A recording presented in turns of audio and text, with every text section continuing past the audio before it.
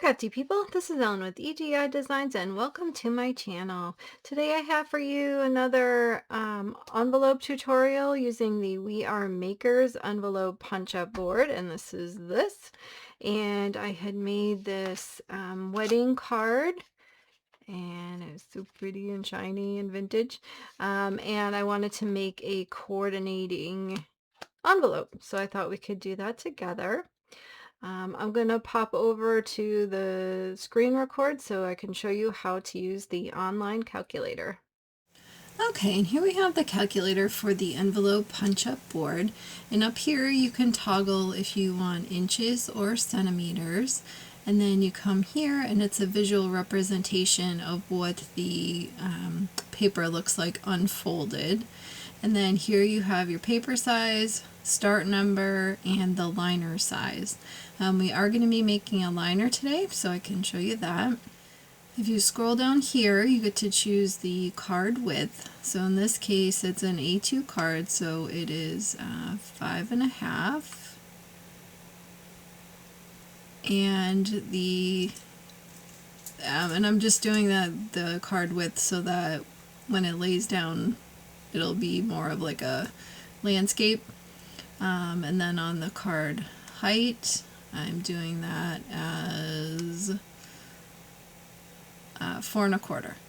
And then for the envelope padding, I find that the 1/8 is plenty, even with a thick card. You can change that as you need, but I'm just going to put that on the 1/8.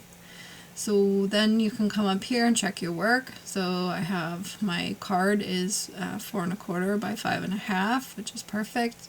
My paper size is 8.25. My start line is 36. And my liner size is 4.25. So now that we have all of that information, then we can make the envelope.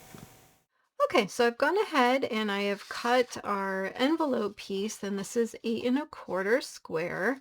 And I've also gone ahead and cut our liner piece, which is 4.25 square. So this will go on the inside like that. All right, so let's get going on this. So first thing you want to do is you take out the scoring tool, and this one works very well actually. You can either get to the calculator by scanning this QR code with your phone, or you can go to americancrafts.com, and if you look under the envelope punch-up board, way at the bottom, there is the calculator there. So just a couple of things. Right next to this plastic is the scoring track. So it kind of comes off of that little notch there, and it goes right down. These are the numbers when it said on the calculator the start line. This is what they're talking about. And you're going to be putting your paper under here, and if it's ever difficult to do that, you can just hit this little latch and it'll lift that off, and you can slide that right under. The biggest thing is you always want to make sure that your paper is against this ledge at the top, and that will ensure that everything will go smoothly. Okay, so our start line is 36, so that is here. So I'm going to slide my paper in, and I usually like to kind of overshoot it and then come back. So once it is lined up with the 36, you're going to punch, and then you are going to draw a line right down there. Okay, and then we take this out and we rotate it counterclockwise and slide this back in. So now what's going to happen is if you can see this red line, this is right with the track.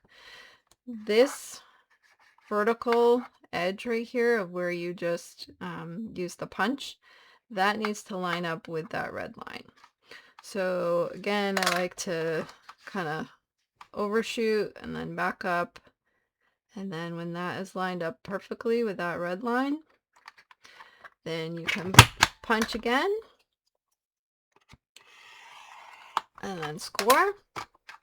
And then we're going to turn it again counterclockwise.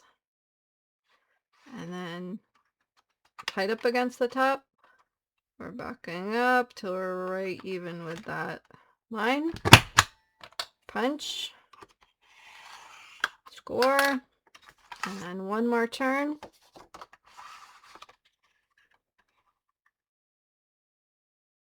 And then I'm just backing up to line up with that red line. Punch. And score. Okay. So now we have, I don't know if it's easier to see on this side, but you can see our outline there. And then what we can do is there is a corner rounder at the top. You can just go around.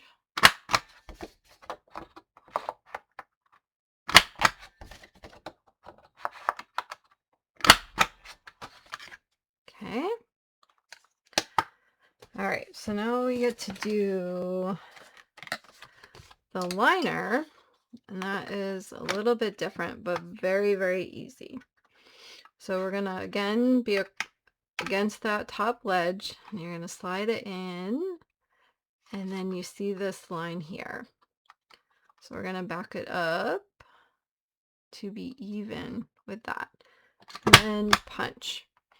And what I like to do while I'm here is I like to just score it, because that'll make the folding easier. And then we flip, put this side in, line that up with that red line. Okay. And we are good to go. So this is the liner, and you are going to want to, if you rounded the corners, you're going to want to round that too so that it matches. And we are all done with the board. All right. So this is going to go right in like that. And because we did that score is on the same line as that flap. So that works out perfectly. All right, I'm going to give this a little burnish here, just to make it easier when we put that in there. Okay. All right, so first thing we're going to do is we're going to go around and burnish all these score lines.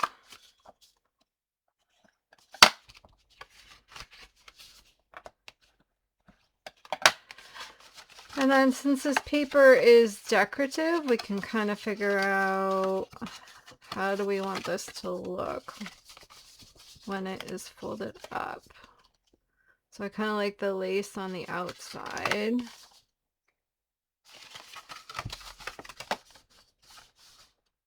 So I think we will go with that.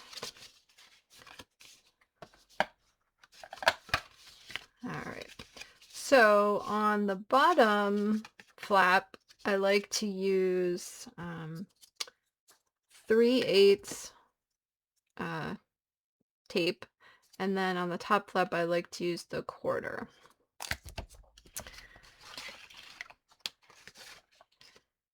And first I'm actually gonna put in the flap, so that is all set. And I'm gonna actually glue this. And you only want to add glue to the top, the part that's going to be on the flap.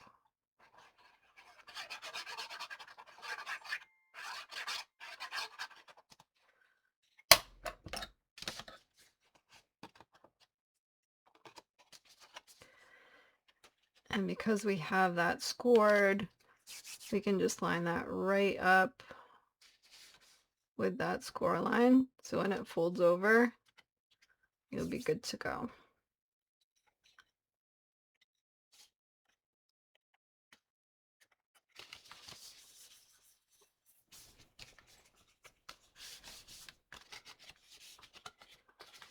Okay.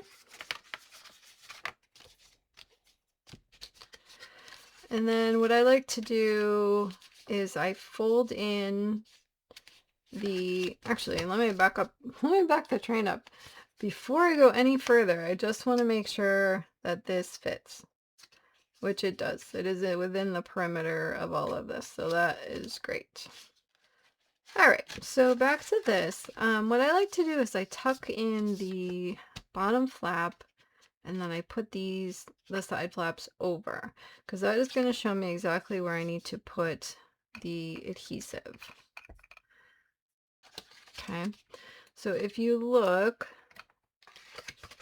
you can see that running underneath here, like right along here, is where that edge is.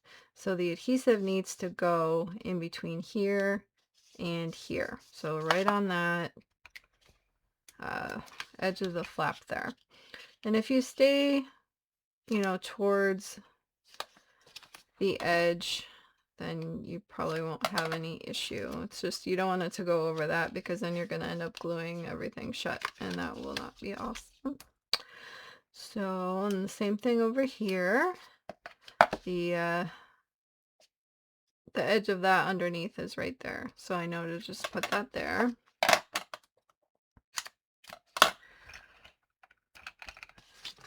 Okay. And then I like to squish these down, and then peel this up, and then we just fold this up. Okay, and once that is all adhered, I like to just go again with the bone folder around the edges. Okay, so now is when we get to decide, do we want to add any decoration to this? Like if you were going to use like washi tape around, you'd want to stick that to the inside. So you want to do that before you add the adhesive. If you just want to keep it kind of plain. I think I'm going to keep this plain, actually. I like the paper, and I like the liner, so I think that's really good like that. I am actually mailing this in a package, so I don't need to worry about making sure everything has adhesive on it. If I was going to mail this in the mail, I would put a strip here and a strip here. Because I am putting this into a package and I want them to be able to see the liner, I'm just going to add a little bit down here so they can just peel that open.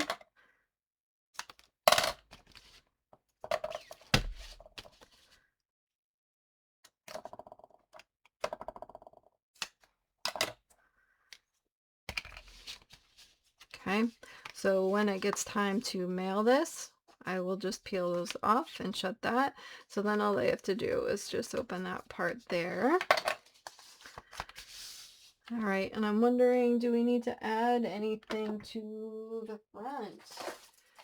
I have the rub-on transfers, so we can take a look at that. That might look nice with some of the flowers on here. The balloons are really cute though.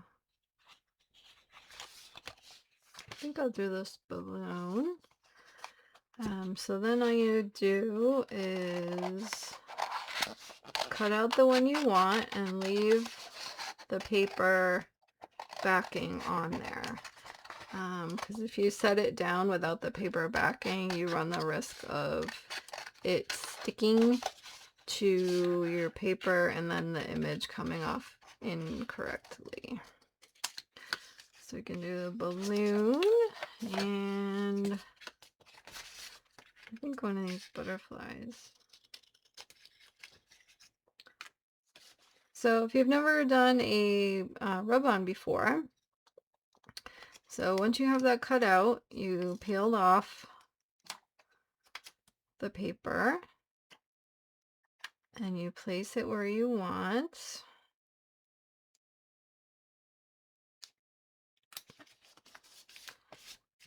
Okay.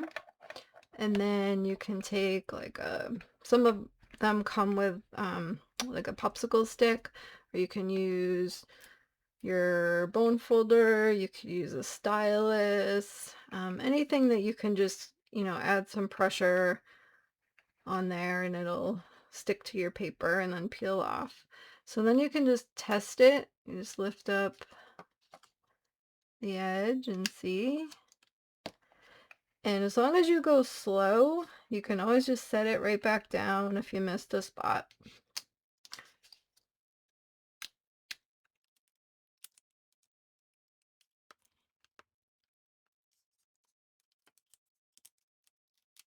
Okay, so now once that's on there, I like to use the shiny side of the paper that was behind there.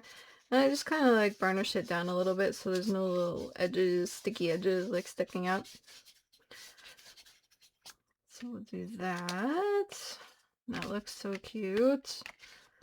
And let's see, I don't know if we want to put the butterfly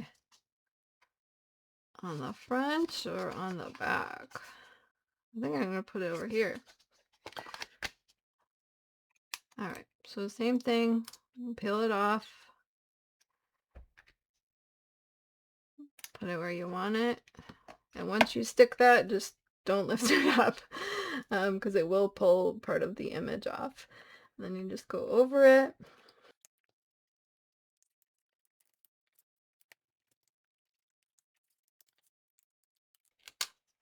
Okay. And again with that shiny side, just burnishing that in. So now we have our beautiful coordinating envelope. We have our card. And then I also have, when I like to put my cards in an envelope, I like to give them a little bit of protection and to kind of help me get it in and out of the envelope. I like to emboss with an embossing folder on a piece of the same size cardstock. So in this case, this is the Wirework Hearts by Simon Says Stamp, and I just loved it with the hearts, and I thought it went really well with this occasion. So what I do is I put that over, and especially with like all these pieces and stuff, it kind of evens things out, and I had some enamel dots on there. So if you have something embossed over it, then if you were mailing this in the mail, it does help even that out, so then it doesn't get rejected in the mail. So here is our beautiful wedding envelope with our liner and our little cover and our wedding card. And I will link over to this project so you can check out how I made that. And the flower and the sentiment are actually a better press. So if you want to check out that project, that will be linked over for you. And if you enjoyed this envelope video, I have for you my punch board playlist, which has a bunch of different punch boards, bunch of different kinds of envelopes and sizes of all kinds. So you can go and check that out.